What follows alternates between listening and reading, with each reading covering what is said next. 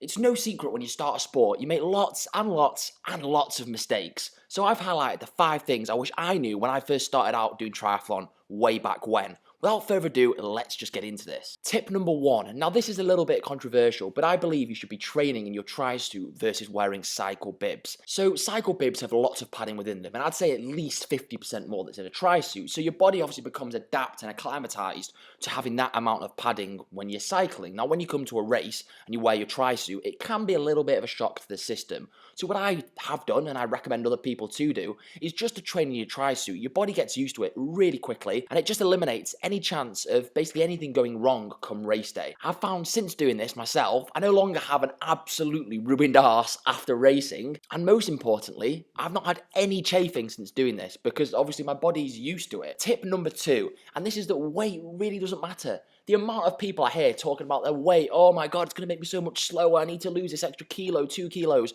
Look, unless you're racing up Alps and doing massive climbs, sort of Tour de France style, it is going to be so insignificant, especially considering most of the triathlon courses on the circuit are flat or rolling, and very little of them are literally up a hill and down a hill. I can probably name a few, but other than that, it's not that big of a deal. You're far better off fueling yourself up, feeling good, feeling healthy, feeling ready to go, and executing your sessions pretty much perfectly, because you're going to see much more of a performance benefit from doing that than feeling tired, depleted, worn out from eating less, trying to lose weight. Honestly, if you're that worried about dropping a few kilos from your bike, carry one less bottle and pick something up from the aid station. Just don't be one of those people that's trying to lose as much weight as possible, because honestly, it's not going to do you any good. Tip number 3. Now, this is to monitor your efforts either with a heart rate monitor or power meter.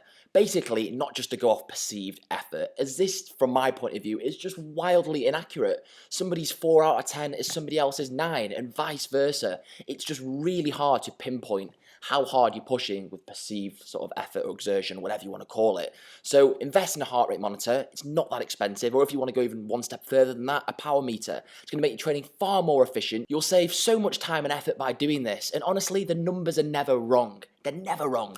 So it's a great way to guarantee your training and racing is top-notch and efficient. It's a big tip of mine and I massively recommend it. Now, tip number 4. Lube is your best friend, and I'm being deadly serious with this one. Now, if you're wearing a well-fitted sort of tri-suit that's not got loads of creases and wrinkles, and you're not one of those absolute lunatics that wears boxer shorts underneath their tri-suit, like what the hell, who would ever think of doing that? But if you don't do either of those things, you're one step ahead of the game already. Now, for me, you're better off just coating your entire body in lube, under your arms, in between your legs, even in between your toes. You're going to eliminate any chance of anything go wrong, and it's far better to be prepared than not apply it, get halfway through your race and basically go, oh my god, shit, I'm ruined, and you're just chafing yourself to bits, because it is not fun, it's not exciting, and I'm sure everybody's been there where they've wished they'd applied some sort of lube. And finally, tip number 5, and that is consistency is far more important than training volume. Now let me just explain this. If you train like Christian Blumenfeld and you're training hours and hours and hours each day, but after a month you fail to keep on going with it because you're tired, fatigued, exhausted, you're losing motivation, that is just pointless. You might have trained awesomely for 1 month, but it's not about training well for a month. It's about training well for years, month in, month out, week in, week out, hitting those sessions. You need to be in it for the long run versus just getting that short-term satisfaction of training like an absolute beast. Some people will be able to train far more than others. It depends on your lifestyle, how much you work, how much recovery you can get in, how you're eating. There's so many variables that it does depend on.